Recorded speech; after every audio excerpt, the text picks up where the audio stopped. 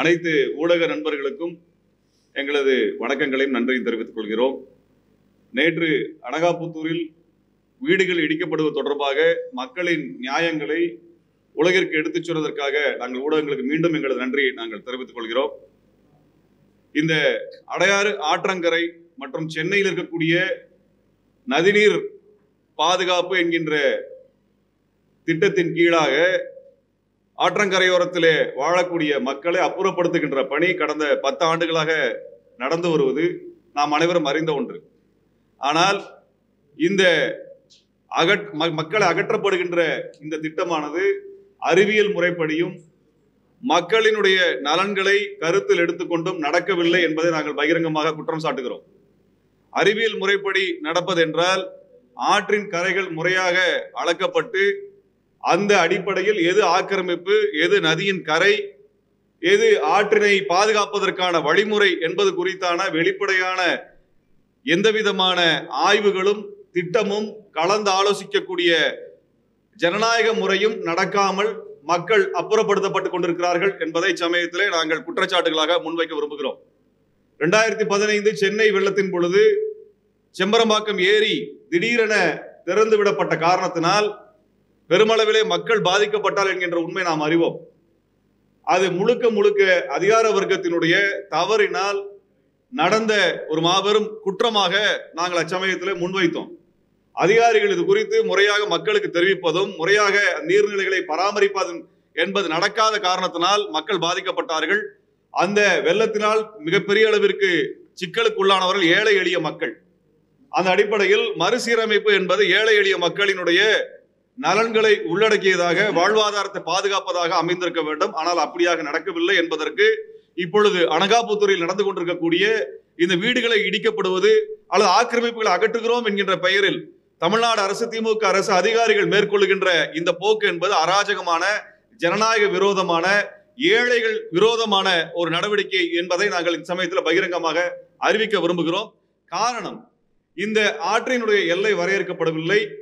குறிப்பிட்ட பகுதிகள் மட்டுமே ஆக்கிரமிப்பு என்று அறிவிக்கப்படுகிறது.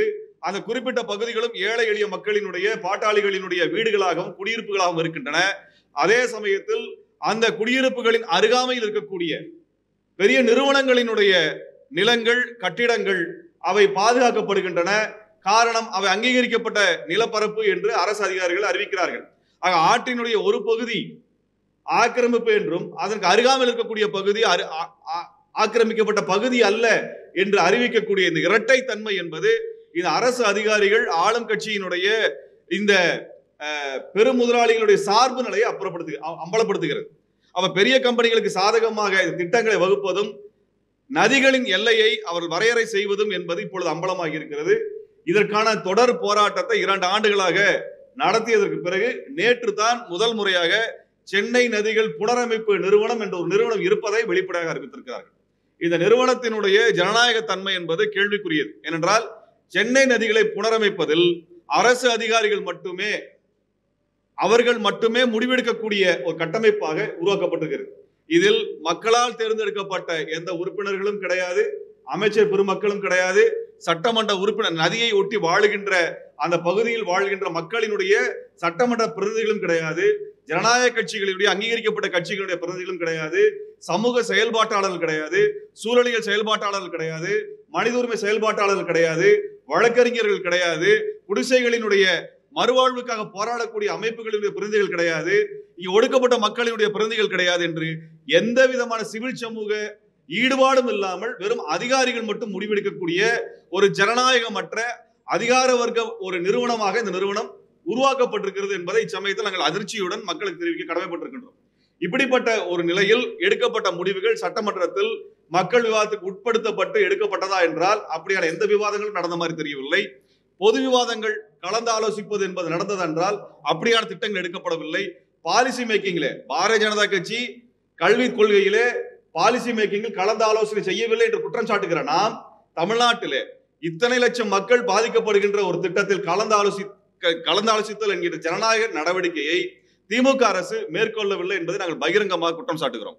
இன்றைக்கு அனகாபுத்தூரில் நடந்து கொண்டிருக்கக்கூடிய வீடுகள் இடிப்பு, ஆக்கிரமிப்பு என்கின்ற பெயரில் இடிப்பதற்கு பல காரணங்கள் இருக்கின்றன. ஒன்று, அவர்கள் ஏழை எளிய மக்கள் கேட்பதற்கு நாதியற்றவர்கள், அவர்களை வெளியேற்றிவிட முடியும், அவர்கள் நட்டையீடு தர வேண்டியது இல்லை, அவர்களுக்கு எந்த விதமான வாழ்வுரிமை பாதுகாப்பு தர வேண்டியதில்லை என்கின்ற அடிப்படையில் எதேச்சதிகாரமாக வெளியேற்றுகிறார்கள்.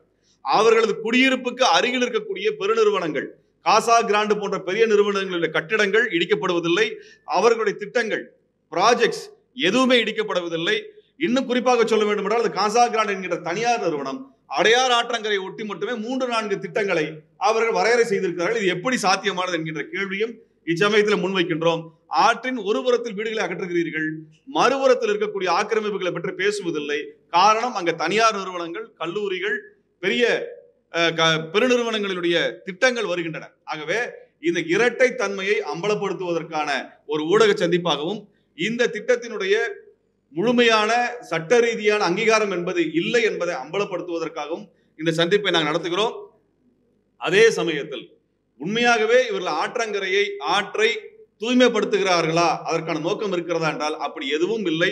அதற்குரிய அறிவியல் பூர்வமான நடவடிக்கைகளும் இல்லை என்பதையும் சூழலியல் செயல்பாட்டாளர்கள் இங்கே நம்மிடத்துல பதிவு செய்ய இருக்கிறார்கள். ஆகவே இது மனித உரிமை சிக்கலாகவும் அரசியல் கோரிக்கையாக இது வலுப்பெற்று வரக்கூடிய காரணம் என்பது ஏழை எளிய மக்களினுடைய வாழ்வாதாரம் முற்றிலுமாக நசுக்கப்பட்டிருக்கிறது. அவர்கள் இந்த இடத்தில் அப்புறப்படுத்தப்பட்டிருக்கிறார்கள். ஆக அவர்களுடைய வாழ்வாதாரத்திற்கு பாதுகாக்க வேண்டும். அவர்கள் இத்தனை ஆண்டு காலம் வாழ்ந்த நிலத்தில் அவருடைய உரிமையை சட்டவிரோதமாக மறுக்கின்ற இந்த அரசு அதிகார வர்க்கத்தின் நடவடிக்கையை நாங்கள் அம்பலப்படுத்துவதற்கான ஒரு சந்திப்பாக நடத்துகிறோம்.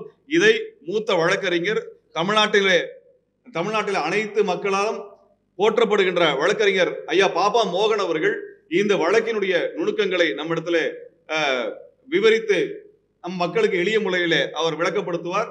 இந்த வழக்கை நடத்திய மரியாதைக்குரிய தோழர் வழக்கறிஞர் சுபாஷ் அவர்கள் இந்த வழக்கினுடைய போக்கு குறித்து நம்மிடத்தில் விளக்கப்படுத்துவார். தோழர் வழக்கறிஞர் வெற்றிச்செல்வன் அவர்கள் பூவுலக நண்பர்கள் அமைப்பினுடைய மூத்த பொறுப்பாளர். இது உண்மையாலுமே சூழலியல் திட்டம் தானா, சூழலியலை பாதுகாப்பதற்கான திட்டம் தானா என்பது குறித்தான கேள்விகளை அரசுக்கு முன்வைப்பாராக 3 பங்கேற்பாளர்களுடைய முழு விவரங்களும் பகிரப்பட்டதற்கு பிறகு நாங்கள் பத்திரிகையாளர்களுடைய கேள்விகளை எதிர்கொள்ள விரும்புகிறோம். இந்த நிகழ்வை பொறுத்த வரைக்கும் அடிப்படையில் ஒரு நீர்நிலையை பாதுகாப்பதில் எடுக்கக்கூடிய நடவடிக்கையில் யாருக்கும் ஒரு மாறுபட்ட கருத்து இருக்காங்க. ஆனால் நீர்நிலையை பாதுகாப்பது என்றால் என்ன, கன்சர்வேஷனா என்ன, ரெஸ்டோரேஷனா என்ன அப்படிங்கிற வார்த்தையை பயன்படுத்துறாங்க. இப்போ ரெஸ்டோரேஷன் அப்படிங்கிறதுனா அந்த நீர்நிலையோட ஒரிஜினல் பொசிஷன் கொண்டு போகணும். அதாவது அடையார் அப்படிங்கிறது முன்பு எப்படி இருந்ததோ அந்த நிலைமையை மீட்டுருவாக்கம் செய்தது. அந்த மீட்டுருவாக்கம் செய்வதற்கான வேலைகள் தான் இப்போது நடைபெறுகிறதா, அந்த ரெஸ்டோரேஷன் தான் செய்யறாங்களா, அந்த கன்சர்வேஷன் தான் செய்யறாங்களா அப்படிங்கிற ஒரு கேள்வி இருக்கு. அப்ப இதை எப்படி புரிந்து கொள்வது என்றால் இதற்கான சட்டங்கள் இருக்கு. தமிழகத்தை பொறுத்த வரைக்கும் ஆங்கிலேய ஆட்சி காலத்திலே பாத்தீங்கன்னா நீர்நிலைகளை பாதுகாப்பதற்காக ரிவர் கன்சர்வன்சி ஆக்ட் அப்படிங்கிறது கொண்டு வந்தாங்க. 1884 கொண்டு வந்த ஆக்ட். இது இப்போது தமிழ்நாடு ரிவர் கன்சர்வன்சி ஆக்ட் 1884 அப்படிங்கிறது இருக்கு. இந்த சட்டத்தினுடைய பிரிவு 2 மற்றும் 3 ரொம்ப முக்கியமானது. அது என்ன சொல்லுதுன்னா, நீர்நிலைகளை பாதுகாப்பதற்காக ஃபர்ஸ்ட் நீங்க அதை அளக்கணும். இப்ப 42 கிலோமீட்டர் ஓடுது அடையார்.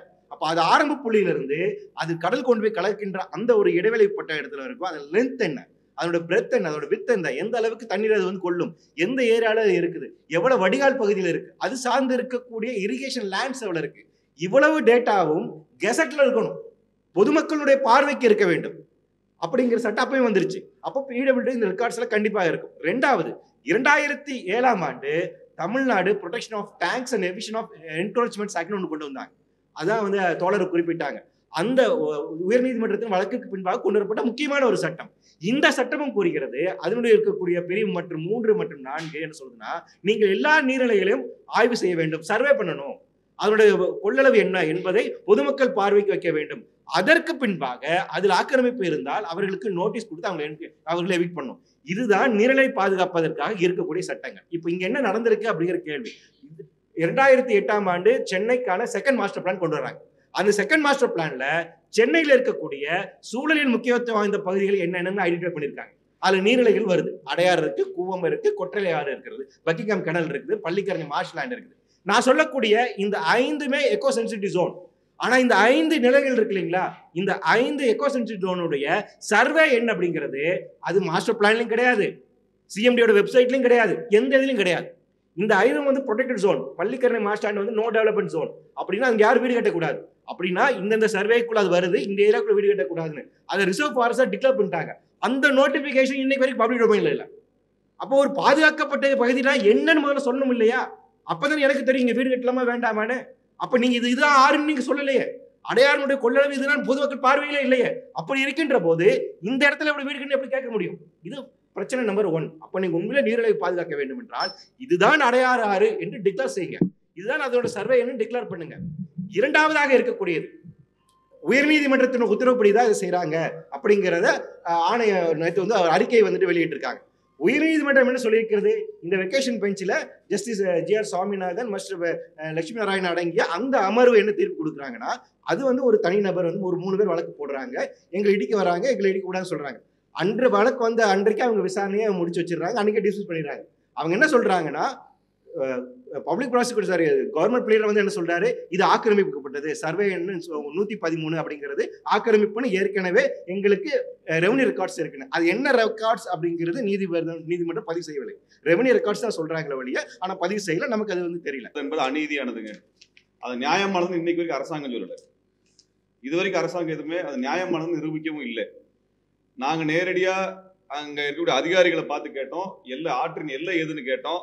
ஆற்றின் எல்லையை அவர் வரையறை செஞ்சு எந்த மேப்பையும் காமிக்கல, எந்த சர்வேயும் காமிக்கல. ஆற்றின் எல்லை என்று அரசாங்கத்தினால் அந்த நீர்வளத்துறையினால் ஒரு கல் நடப்பட்டிருக்கிறது. அந்த கல்லுக்கு மேற்புறமா தான் மக்கள் குடியிருப்பு இருக்குது. இதுதான் வெளிப்படையான உண்மை. அப்ப மக்கள் வந்து ஆற்றங்கரையில இல்லை. முதல் விஷயம், அனகாபுத்தூர்ல அந்த மக்கள் ஆற்றங்கரையில் இல்லை. இதுதான் உண்மையானது. ஆற்றங்கரையில் யார் இருக்காங்கன்னா, இந்த மக்கள் இருக்கிற குடியிருப்புக்கு எதிர்ப்புறத்தில் இருக்கக்கூடிய மாதா இன்ஜினியரிங் கல்லூரி, மாதா பொறியியல் கல்லூரி இருக்குது, காசா கிராண்ட் இருக்குது, எதிர்ப்புறத்துல காசா கிராண்ட் இருக்குது, அதுக்கு அருகாமையிலும் காசா கிராண்ட் இருக்கு. 2 ப்ராப்பர்ட்டி இருக்கு. அதுல இருந்து 1 கிலோமீட்டர் இன்னொரு காசா கிராண்ட் ப்ராப்பர்ட்டி இருக்குது. அப்ப இதெல்லாம் தான் எங்களுக்கு கேள்விகள் எழுப்பப்படுது. உண்மையாலுமே நியாயமா நடந்திருக்கான் என்றால், அனகாபுத்தூரில் அநீதி நடந்திருக்கிறது. பெரிய நிறுவனங்களுக்கு சாதகமாக அதிகாரிகள் செயல்பட்டு கொண்டிருக்கிறார்கள்.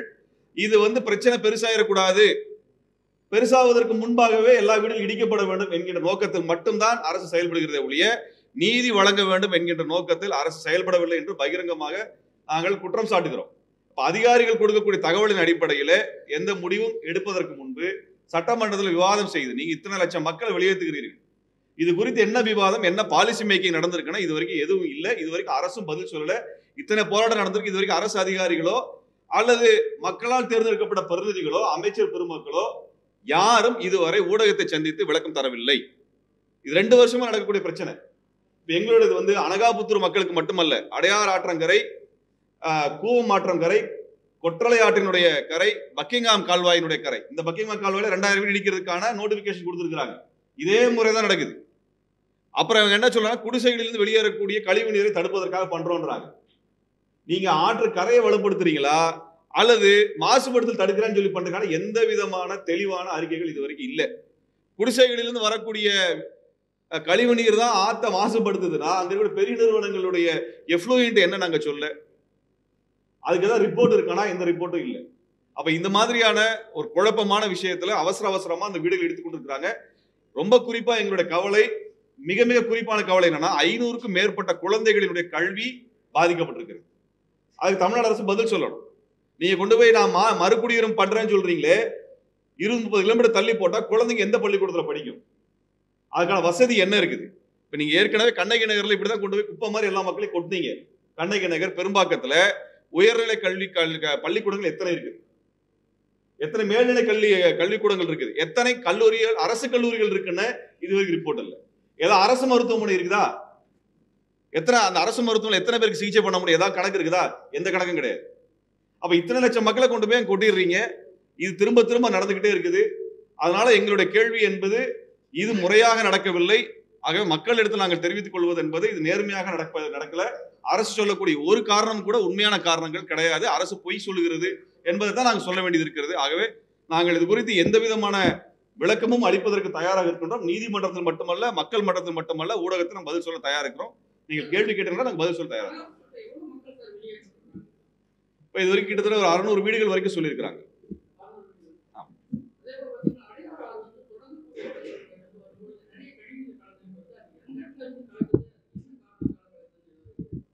அது அரசாங்கம் ஒழுங்கா வேலை செய்யலைங்கிறனால கலக்குதுங்க, வேற ஒன்றும்.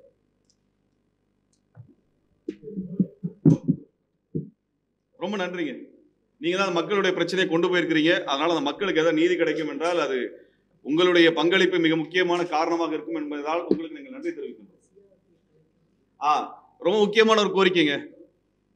ஐயா தோழர் பேசும் பொழுது சொன்னாங்க, ஒரு தனியார் நிறுவனம் அரசு நிறுவனத்தோடு சேர்ந்து உருவாக்கப்பட்ட ஒரு நிறுவனத்தை இன்றைக்கு அறிவிச்சிருக்கிறாங்க. அதற்கு முன்பாக ஒரு தொண்டு நிறுவனத்தை வைத்திருக்கிறாங்க. சென்னை ரிவர் ரெஸ்டரேஷன் ட்ரஸ்ட் உருவாக்கி இருக்கிறாங்க. இந்த தொண்டு நிறுவனத்தில் முழுக்க முழுக்க அரசு அதிகாரிகள் மட்டும்தான் உறுப்பினராக இருக்கிறாங்க, முடிவெடுக்கிறாங்க. இந்த நிறுவனம் கலைக்கப்பட வேண்டும். ஏன்னா இது முழுக்க முழுக்க ஜனநாயக விரோதமாக இருக்கக்கூடிய நிறுவனம். இதுல சமூக செயல்பாட்டாளர்களோ பொது நலத்துக்காக செயல்படக்கூடியவர்களோ மக்களால் தேர்ந்தெடுக்கப்பட்டவர்களோ அல்லது தேர்ந்தெடுக்கப்பட்ட அரசால் அங்கீகரிக்கப்பட்ட கட்சிகளோ இப்படி எதுவுமே அதுல கிடையாது. ஒரு அரசு அதிகாரி மட்டுமே நடைமுறைப்படுத்துறது. எதுக்கு இன்னொரு டிபார்ட்மெண்ட் இருக்கு? அதான் அரசு அதிகாரிகள் இருக்கிறீங்களே, அதுக்கு எதுக்கு இன்னொரு டிபார்ட்மெண்ட் உருவாக்குறீங்க? இந்த தொண்டு நிறுவனத்தை எதுக்கு உருவாக்குறீங்க? பிரைவேட் லிமிடெட் எதுக்கு உருவாக்குறீங்க? ஆகவே இந்த சிஆர்ஆர்டி அது நேற்றுக்கு புதுசாக அறிவித்திருக்கக்கூடிய புனரமைப்பு பிரைவேட் லிமிடெட் நிறுவனம் இவை எல்லாம் கலைக்கப்பட வேண்டும். இது ஜனநாயக விரோதமானது. இது கிட்டத்தட்ட எதேச்சதிகாரமான போக்காக நாங்கள் பார்க்கிறோம். அதிகாரிகள் இந்த ஆட்சியை நடத்துவதாகத்தான் இதில் நாங்கள் புரிந்து கொள்ள முடிகிறதே ஒழிய மக்களால் தேர்ந்தெடுக்கப்பட்டவர்கள் கொள்கை முடிவு எடுப்பதாக நாங்கள் புரிந்து கொள்ள முடியவில்லை என்பதை நாங்கள் பகிரங்கமாக தெரிவித்துக் கொள்கிறோம்.